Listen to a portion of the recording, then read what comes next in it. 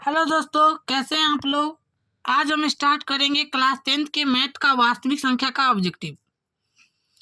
पहला प्रश्न है, स्व अभाज्य संख्याओं का मौसा होता है। तो पहले हम समझेंगे अभाज्य संख्या होता क्या है।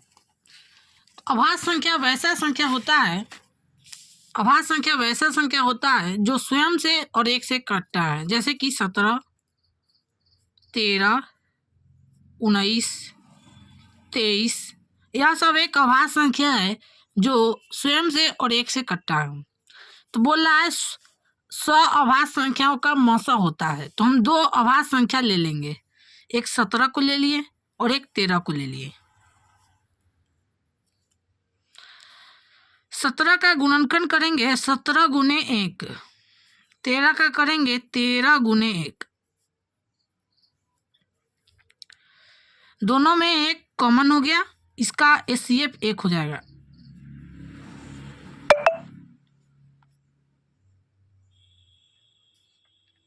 इसका एचसीएफ 1 हो जाएगा, तो इसका ऑप्शन नंबर बी हो जाएगा, इसका 1 हो जाएगा। दूसरा प्रश्न है, यदि दो संख्याओं का गुणनफल 2166 है एवं उनका मौसा 19 है तो उनका लौसा होगा।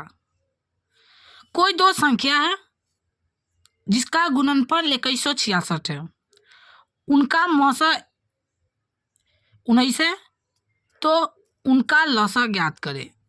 तो दो संख्या, एक संख्या को हम ए मान लिए और दूसरा संख्या को हम बी मान लिए। बोल रहा है उनका गुणनफल 2166 है, तो दोनों को हम गुना कर देंगे और 2166 लिख देंगे।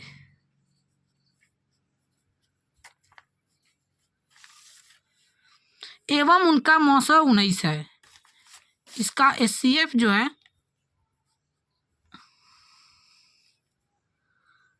19 है, तो उनका लौसा होगा। तो हमें लौसा ज्ञात करना है। फार्मूला होता है ए गुने बी बराबर एचसीएफ है गुने एलसीएम। हमको एलसीएम ज्ञात करना है, तो एलसीएम बराबर हो जाएगा ए गुने बी बटा एचसीएफ। ए और बी का गुणनफल 2166 है, तो 2166 बटे 19, इसको भाग करेंगे 1 1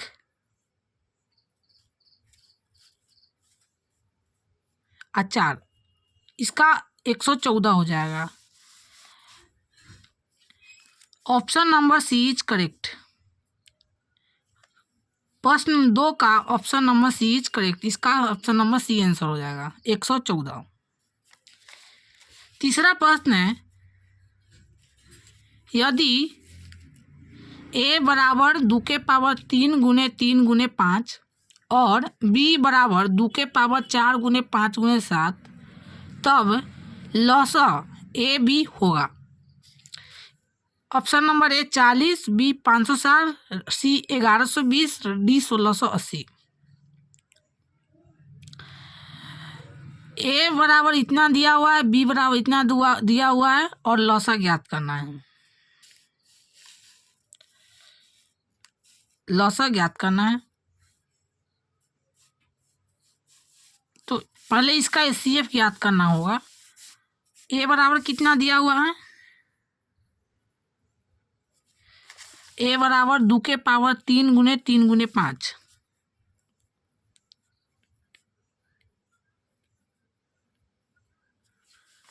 और बी बराबर 2 के पावर 4 गुने 5 गुने 7।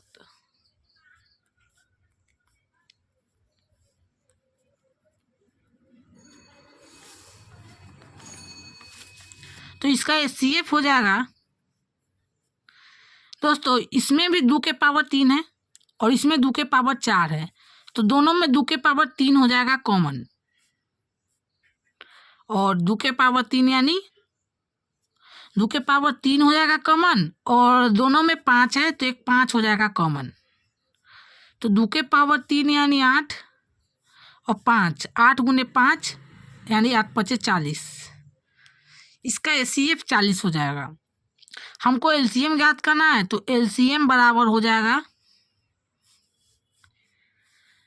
इसका गुणनफल और इस ए और बी का गुणनफल और बटा में एचसीएफ हो जाएगा। तो ए गुने बी बटा एचसीएफ।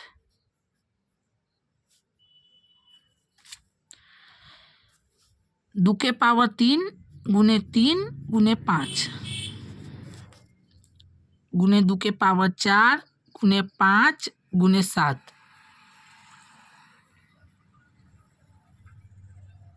एचसीएफ हमारा 40 है। 2 के पावर 3 का जो गुणनफल होगा वो 8 होगा गुने 3 गुने 5। इसका हो जाएगा 16 गुने 5 गुने 7 बटे 40।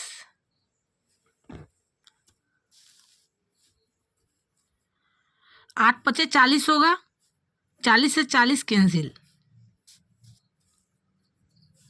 16 तिया 48, 48 पचे हो जाएगा 48 को 16 तिया 48, 48 को 5 से गुना करेंगे,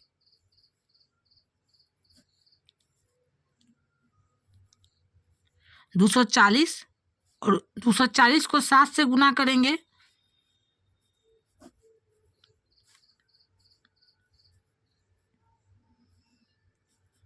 1680। 1680 हो जाएगा इसका आंसर। प्रश्न 3 का option number D is correct.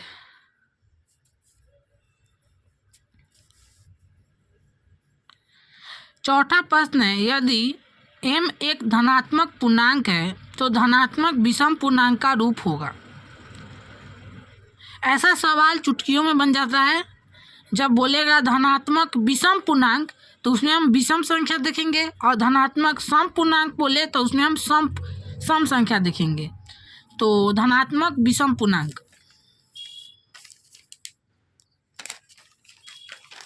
धनात्मक विषम पूर्णांक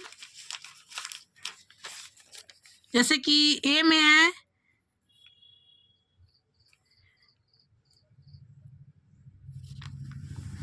ए में है 4m प्लस 2, तो इसमें हम 2 कॉमन जब लेंगे तो 2m प्लस 1, इसमें 2 कॉमन आ रहा है यानी सम संख्या कॉमन आ रहा है। बी में देखेंगे तो 4m प्लस 4, जब इसमें हम 4 कॉमन लेंगे तो m प्लस 1, तो इसमें भी सम संख्या कॉमन आ रहा है। सी में देखिएगा 4m प्लस 1, तो इसमें सिर्फ 1 कॉमन आएगा।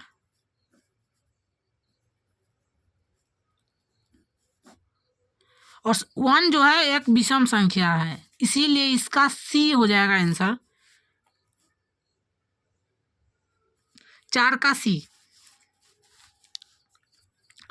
निम्नलिखित में कौन सी अभाज्य संख्या है? ऑप्शन नंबर ए 27, बी 35, सी 13 और डी 56।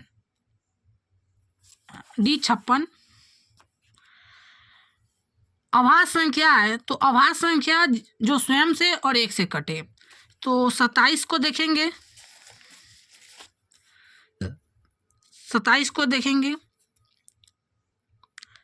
3 गुने 3 गुने 3, इसका तो 3 आ गया इसीलिए यह नहीं होगा। 35 को देखेंगे,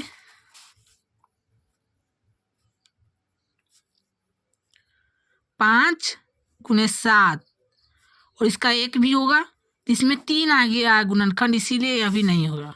13 को देखेंगे, 13 का हो जाएगा 13 गुने 1, इसमें 2 ही गुणनखंड है इसीलिए 5 का ऑप्शन नंबर सी हो जाएगा। 5 का 13 आंसर हो जाएगा। 5 का 13 आंसर हो जाएगा। अब छठा प्रश्न को देखेंगे। छठा प्रश्न है निम्नलिखित में कौन सा अपरिमेय संख्या है? √17, √100, √4, √16 प्लस √25 कौन सा अपरिमेय संख्या है? तो √17 जो हो गया, परिमेय संख्या क्या होता है? जो पूर्ण वर्ग हो और उसके ऊपर रूट लगा हो वह परिमेय संख्या है। या देखो, परिमेय संख्या में 5, 4, 26, 41, √25, √81 यह सब हो गया। तो जो पूर्ण वर्ग हो और उसके ऊपर से रूट लगा हो वह परिमेय संख्या हो गया। जो पूर्ण वर्ग हो और उसके ऊपर से रूट लगा हो वह परिमेय संख्या हो गया। तो √17 जो है यह पूर्ण वर्ग नहीं है। √100 पूर्ण वर्ग है, √4 पूर्ण वर्ग है, √16 और √25 भी पूर्ण वर्ग है। तो 17 तो पूर्ण वर्ग नहीं है, इसीलिए इसका सी हो जाएगा।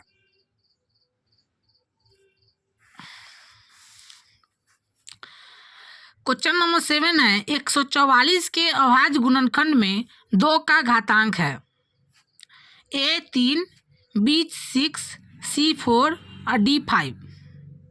144 के अभाज्य गुणनखंड में 2 का घातांक है, तो 144 का अभाज्य गुणनखंड निकालेंगे। 2 बार में 72, 2 बार में 36, 2 बार में 18, 2 बार में 9, 3 बार में 3। तो इसमें 2 का घातांक 2 गिन लेंगे, 1, 2, 3, 4। 2 का घातांक 4 है। Option number C is correct. 7 का ऑप्शन नंबर सी हो जाएगा। 8वां प्रश्न है निम्नलिखित में कौन सा परिमेय संख्या है? परिमेय संख्या जो पूर्ण वर्ग हो और उसके ऊपर से रूट लगा हो वह परिमेय संख्या होगा। तो √1/44, √1/144, एक जो है वह पूर्ण वर्ग है और 144 जो है वह भी पूर्ण वर्ग है। तो यह तो एक परिमेय संख्या है।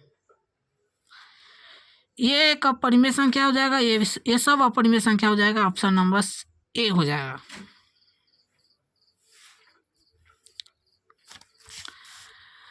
नाइन नंबर प्रश्न है 45 तथा 60 का मौसा है। 45 A, B 3, C 1 और D 15। तो 45 और 60 का मौसा ज्ञात करेंगे।